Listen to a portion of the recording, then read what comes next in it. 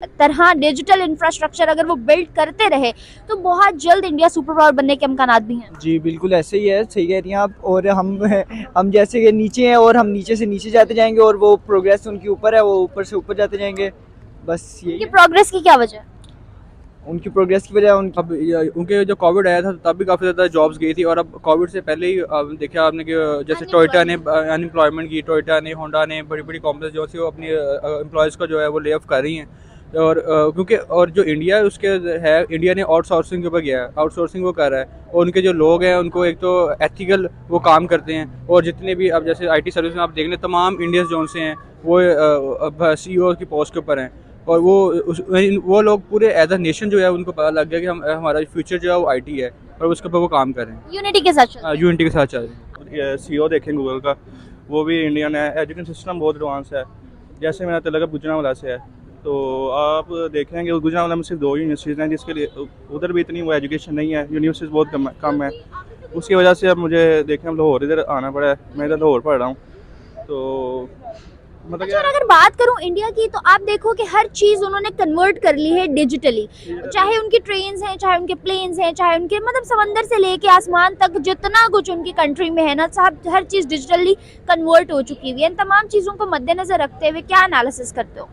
मतलब कि वो इनोवेशन को फॉलो कर रहे हैं, टेक्नोलॉजी को फॉलो कर रहे हैं। हम अभी बहुत अच्छा किया अपने उन्होंने, गवर्नमेंट के जो अपने उनके अदारे हैं उनको वो लेके गए हैं, डिजिटलाइज़ किया है। जैसे हमारे पाकिस्तान के अंदर अभी भी देखने का नादरा जो है उसका भी रिकॉर्ड सेफ नहीं है। या जैसे अब हमने M.Tech का बहुत ज़्यादा था कि M.Tech लगाएं, लेकिन जो M.Tech वाली लाइन में वो दूसरे लोग आ जाते हैं, लेकिन उनको फ़ायदा ही नहीं होता। यानी गवर्नमेंट लेवल पे भी, और रेलवे के अंदर आप देख लें, रेलवे का है, और हर जगह इंफ्रास्ट्रक्चर पाकिस्तान में। रेलवे हमारा बहुत पथाटिक हालत में है। उसके अंदर डिजिटली कुछ ऐड करने की, इनोवेशन करने की तो बहुत दूर की बात है, हमने उसको नॉर्मली स्टेबल भी नहीं किया। अस्सलाम वालेकुम, नमस्ते एंड सत श्री अकाल व्यूअर्स, आई एम विश्वास और आप लोग देख रहे हैं मेरे YouTube चैनल। वीडियो शुरू करने से पहले मेरे चैनल को लाइक, सब्सक्राइब और बेल आइकन को क्लिक करना बिल्कुल मत भूलिएगा। जिस टॉपिक पे हम मौजूद पाकिस्तानी आवाम से मैं बात करने जा रही हूँ, मेरा सवाल ये है कि इंडिया का एक secret formula is coming up to dominate the world in 2023।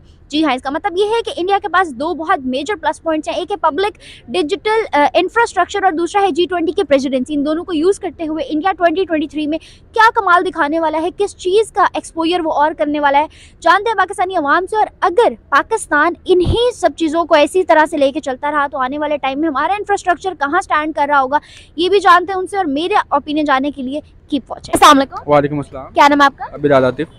Bilal, मेरा सवाल आपसे ये है कि अगर बात करूं पब्लिक इंफ्रास्ट्रक्चर की और ऑन अनदर हैंड से G20 की प्रेसिडेंसी की, तो दोनों लीड करने जा रहे हैं आने वाले टाइम में इंडिया। एक तो G20 की प्रेसिडेंसी बहुत बड़ी अचीवमेंट है इंडिया की, जो वो लोग कश्मीर में होल्ड करवा रहे हैं। और अगर दूसरी जानिब देखा जाए पब्लिक इंफ्रास्ट्रक्चर को, तो उन्होंने एक दुनिया को नया रंग दिखाया कि इस तरीके से भी डेवलपमेंट हो सकती है, इस तरीके से भी कंट्री को जो है ग्रूम किया जा सकता है। किस नज़र से देखते हैं इस चीज़ को? ये तो है कि इंडिया काफ़ी ज़्यादा पाकिस्तान से आगे जा रहा है, और पाकिस्तान जो है गवर्नमेंट लेवल पे कोई काम नहीं हो रहा, और इंडिया ने जो है उनके पॉलिटिशियंस ने जो है इसको एक स्टेप फॉरवर्ड करके उन्होंने काम किया है। और IT के अंदर उन्होंने बहुत अच्छा किया है। उन्होंने गवर्नमेंट के जो अपने उनके अदारे हैं उनको वो लेके गए हैं, डिजिटलाइज़ किया है। जैसे हमारे पाकिस्तान के अंदर अभी भी देखने का नादरा जो है उसका भी रिकॉर्ड सेफ नहीं है। या जैसे अब हमने M.Tech का बहुत ज़्यादा था कि M.Tech लगाएं, लेकिन जो M.Tech वाली लाइन में वो दूसरे लोग आ जाते हैं, लेकिन उनको फ़ायदा ही नहीं होता। यानी गवर्नमेंट लेवल पे भी, और रेलवे के अंदर आप देख लें, रेलवे का है, और हर जगह इंफ्रास्ट्रक्चर पाकिस्तान में। रेलवे हमारा बहुत पथाटिक हालत में है। उसके अंदर डिजिटली कुछ ऐड करने की, इनोवेशन करने की तो बहुत दूर की बात है, हमने उसको नॉर्मली स्टेबल भी नहीं किया। जी, और इसके अंदर हमें अगर डिजिटल हम कहते हैं, जैसे अब ऐप्स हैं, अगर गवर्नमेंट की अगर ऐप होती है तो उसका जो इंटरफेस है वही ऐसा होता है कि एक आम आदमी समझ नहीं सकता, वो बहुत लैग करी होती है उसके अंदर। और यानी गवर्नमेंट इस तरफ दे नहीं रही कि हम ना काम करें इस तरफ। उनका ये होता है कि बस गवर्नमेंट के प्रेशर में आती है, थोड़ा बहुत वो शुरू तो करते हैं लेकिन काम, लेकिन उसको वो अच्छा ऐसा नहीं करते कि आवाम उसे यूज़ कर सके, अच्छे तरीके से परफॉर्म नहीं कर पाते। और जहाँ तक बात है, इंडिया ना सिर्फ अपने मुल्क में ये सब कुछ कर रहा है बल्कि पूरी दुनिया को बता रहा है कि डिजिटली परफॉर्म कैसे करते हैं, डिजिटली जो है ना इंफ्रास्ट्रक्चर स्ट्रॉन्ग कैसे करते हैं, पब्लिक इंफ्रास्ट्रक्चर के ऊपर स्पेशली बहुत ज़्यादा फोकस कर रहा है। उसके पीछे क्या रीज़न है, कौन सी ऐसी चीज़ है जो उनको ये सब कुछ जो है परफॉर्म करवा रही है, या फिर कौन सी ऐसी स्टेबिलिटी है उनके पास जिसकी वजह से वो इतना स्ट्रॉन्ग है? उनमें ये कि जो उनके जो पॉलिटिशियन है जो वो लेते हैं वो पूरा स्टडी करके वो ले रहे होते हैं। उन्होंने ब्यूरोक्रेट्स अपने रखे हैं, और जो लोग हैं उनसे वो मशावरत करते हैं। यहाँ पे हम क्या करते हैं कि सियासत की नज़र हम सारे प्रोजेक्ट्स कर देते हैं, उसके अंदर हम जैसे सियासी भर्तियाँ जो हम कहते हैं ये करते हैं। जिस वजह से जो हमारे यहाँ पे इशू आता है। और इंडिया का जैसे रेलवे का निज़ाम दुनिया का सबसे बड़े निज़ाम में से आता है और उन्होंने इसको बहुत अच्छी तरह किया, डिजिटलाइज किया हुआ है इसको। और वर्ल्ड हाईएस्ट ब्रिज भी रेलवे के अंदर, उसके इंडिया के अंदर ही है। जी बिल्कुल ऐसी है ये भी।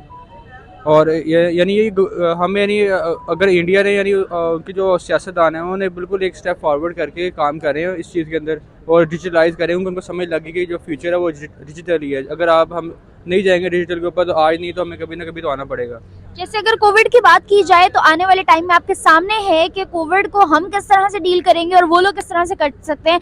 अंदर बैठ के वो अपना पूरा बिजनेस चला सकते हैं, मगर हमारे यहाँ अभी तक 4G की सर्विसेज ही नहीं आती। जी जैसे अब उनके जो कोविड आया था तब भी काफ़ी ज़्यादा जॉब्स गई थी और अब कोविड से पहले ही देखा आपने कि जैसे टोयोटा ने अनएम्प्लॉयमेंट की, टोयोटा ने, होंडा ने, बड़ी बड़ी कंपनीज जो सी वो अपनी एम्प्लॉयज़ को जो है वो ले ऑफ कर रही हैं।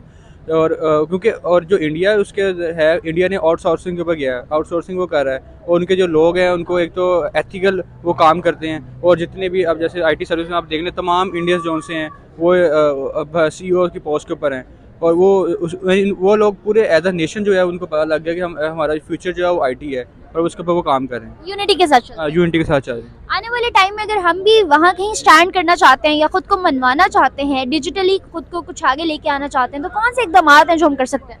ये तो सबसे पहले तो हमें होना चाहिए कि मैट्रिक लेवल के ऊपर ही हमें गवर्नमेंट की तरफ से होना चाहिए कि एक तो इंटरनेट, सबसे पहले तो चीज़ है कि इंटरनेट की सर्विस जो सी है वो होनी चाहिए यहाँ पे, क्योंकि बहुत से जैसे अभी लाहौर देख लें कि लाहौर के अंदर भी बहुत सी जगह ऐसे जहाँ पे सीधा सिग्नल्स नहीं आते आपके, तो यानी पहले तो इंटरनेट की सर्विस दे गवर्नमेंट, इसको सब्सिडी हमें इंटरनेट के ऊपर देनी चाहिए, ना कि जो दूसरे हम जो इतनी ज़्यादा यूज़ नहीं आती चीज़ें, इंटरनेट फ्री करना चाहिए ताकि आम आवाम जो है जो गरीब है वो भी इस तरफ आ सके, उसको सीख सके।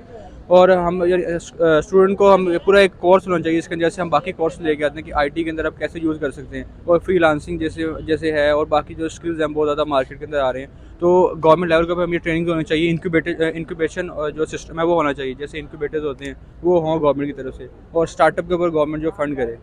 ऐसा ही है। थैंक यू सो मच, बहुत अच्छा लगा आपसे बात करके, आपकी राय जान के चलते हैं बाकी रुक जाने पर देखने किस बारे में वो क्या रहा है। अस्सलाम वालेकुम। वालेकुम सलाम। क्या नाम आपका? हसन सतार। हसन सतार, मेरा सवाल आपसे ये है कि इंडिया जो है पब्लिक डिजिटल इंफ्रास्ट्रक्चर पे कन्वर्ट होता जा रहा है आने वाले टाइम में, एक बहुत ही जो है सीक्रेट मिशन के तहत वो लोग यहाँ तक पहुंचे हैं।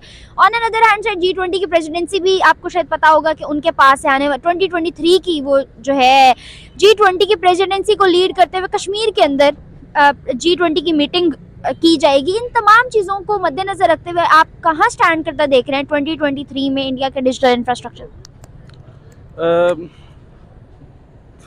इंडिया को आप देखें अब मतलब पाकिस्तान में आप देखें ना, इसलिए इतना पीछे है इधर एजुकेशन सिस्टम आप देखा जाए कि इसी वजह से आप देखें इंडिया इतना आगे चले गया। जैसे आप CEO देखें गूगल का, वो भी इंडिया ने एजुकेशन सिस्टम बहुत एडवांस है।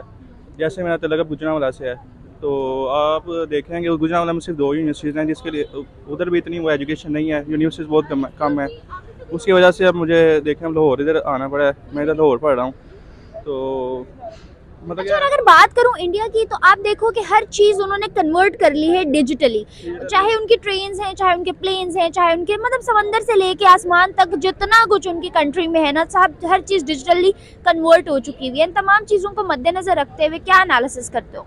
मतलब कि वो इनोवेशन को फॉलो कर रहे हैं, टेक्नोलॉजी को फॉलो कर रहे हैं। हम अभी इतनी इधर एजुकेशन कमी है इधर थोड़े से, जिसकी वजह से हम पीछे हैं। तो इधर एजुकेशन सिस्टम को इम्प्रूव किया जाए ताकि हम भी आगे निकलें फ्यूचर में। अच्छा, और पाकिस्तान में अगर हम डेवलपमेंट करना चाहते हैं या हम इंफ्रास्ट्रक्चर को डिजिटली परफॉर्म करना चाहते हैं तो क्या हम डिजिटल लेके आ सकते हैं आने वाले कुछ टाइम में या 2023 में? नहीं, टाइम लगेगा इसके लिए, तो आहिस्ता आहिस्ता कोशिश करेंगे तो हो जाएगा फ्यूचर में। और अगर बात करूं इंडिया की तो उसकी इतनी डेवलपमेंट के पीछे क्या सीक्रेट है, क्या रीज़न है? बेसिकली उनकी तो वो एजुकेशन उनकी अच्छी है, हमारे से काफ़ी अच्छी, क्योंकि उनकी यंग जनरेशन को एजुकेट बहुत अच्छा किया जा रहा है, जिसकी वजह से वो आगे हैं अभी हमसे। और मतलब कि वो उनके प्लान्स अच्छे हैं हमसे, काफ़ी बिजनेस माइंड के साथ चल बिजनेस माइंड के साथ चल रहे हैं, इनोवेशन को फॉलो कर रहे हैं। वालेकुम। क्या नाम है आपका? फैज़ान। फैज़ान, मेरा सवाल ये है कि आपको पता है डिजिटल का बहुत ज़्यादा दौर आ गया और पब्लिक डिजिटल इंफ्रास्ट्रक्चर के तहत इंडिया जो है 2023 में भी बहुत से प्रोजेक्ट्स सोच के बैठा हुआ है और 2022 की अगर बात करें तो बहुत ज़्यादा तरक्की की है उन्होंने इस चीज़ पे। G20 की मीटिंग की प्रेसिडेंसी भी आने वाले टाइम में कश्मीर में वो लोग हेल्ड करवा रहे हैं, वो भी उनके पास है होल्ड। क्या राय रखते हो डिजिटल हर चीज़ वो लोग अपनी कंट्री में डिजिटल करते जा रहे हैं और पाकिस्तान कहीं भी स्टैंड नहीं कर रहा। क्या फ्यूचर हो सकता है आने वाले टाइम में? ये हमारे लिहाज से ये अच्छी न्यूज़ तो नहीं है, ये जो आपने जैसे कि आपने बताया, और ये पाकिस्तान इसमें मतलब कि सही नहीं कर रहा, मतलब कि हमारा लॉस ही है, और ये हम मतलब कि नहीं डेवलप नहीं कर पाएंगे ऐसे सही। इंडिया की अपनी कंट्री के लिए कितनी बेनिफिशियल चीज़ है? काफ़ी है, काफ़ी ज़्यादा ये, और हमारे लिए नहीं है क्योंकि हम नहीं कर रहे। आप जैसे आपने जैसे कहा डिजिटल मार्केटिंग हमारी उसमें नहीं है कश्मीर वाली साइड में, और उनकी अगर साइड में है तो उनके लिए काफ़ी ये पॉइंट है। किसी भी कंट्री में का इंफ्रास्ट्रक्चर स्ट्रॉन्ग होना बहुत बड़ी बात है, और अगर पब्लिक डिजिटल इंफ्रास्ट्रक्चर हो, मतलब ये कि जैसे वो पीडीआई पे और G20 पे उन्होंने इतना ज़्यादा काम करके उसको यहाँ तक वो ले आए हैं, तो आगे वाले आने वाले टाइम में भी हमें बहुत से मिशन नज़र आ सकते हैं। तो किस नज़र से देखते हो आप इस चीज़ को? आपको क्या लगता है कि जो है इस तरह डिजिटल इंफ्रास्ट्रक्चर अगर वो बिल्ड करते रहे तो बहुत जल्द इंडिया सुपर पावर बनने के इम्कानात भी हैं? जी बिल्कुल ऐसे ही है, सही कह रही हैं आप। और हम जैसे कि नीचे हैं और हम नीचे से नीचे जाते जाएंगे, और वो प्रोग्रेस उनकी ऊपर है, वो ऊपर से ऊपर जाते जाएंगे। बस यही ये है। प्रोग्रेस की क्या वजह है? उनकी प्रोग्रेस की वजह उनकी अच्छी एक वो अच्छी उनकी सारा कुछ, मतलब कि वो सारा उनकी जो है जो भी है क्या जो भी क्या उनकी सारी ये जो भी चल रहा है, ये पॉलिटिशियंस उनकी सारा कुछ वो अच्छा एक स्टैंड, पॉलिटिकल स्टेबिलिटी हाँ है। जी उनकी अच्छी एक है, वो अच्छी स्टैंड लेते हैं, और हमारी मतलब कि उनसे कम है। बस यही एक वजह है। ओके व्यूवर्स, एज गजब सिंह हमने लिए पाकिस्तानी अवाम के जवाबात और देखे उनके रिएक्शंस के, उनको क्या लगता है इंडिया का इंफ्रास्ट्रक्चर और सीक्रेट फार्मूलाज जिन पे वो काम करके यहाँ तक पहुँचाने वाले टाइम में कहाँ स्टैंड करता देख रहे हैं मुझसे। और अगर बात की जाए पाकिस्तान की, तो पाकिस्तान कहाँ स्टैंड कर रहा है या कहाँ लैग कर रहा है, ये थी अवाम की राय और उनके रिएक्शन। और अगर जानी जाए मेरी राय, तो मुझे ये लगता है कि पाकिस्तान आने वाले टाइम में स्टैंड कर सकता है अगर 2023 के प्लान में वो भी डिजिटल चीज़ों को ज़्यादा फॉर्मुलेट करे, इनोवेशंस को लेकर आए और अपने जो मौजूदा इंफ्रास्ट्रक्चर है उस पर काम करे। इसके साथ साथ आज की वीडियो से मुझे इजाज़त, फर्दर वीडियोज़ के लिए मेरे चैनल को लाइक, सब्सक्राइब और बेल आइकन को क्लिक करना भी मत भूलिएगा। तब तक के लिए अल्लाह हाफ़िज़।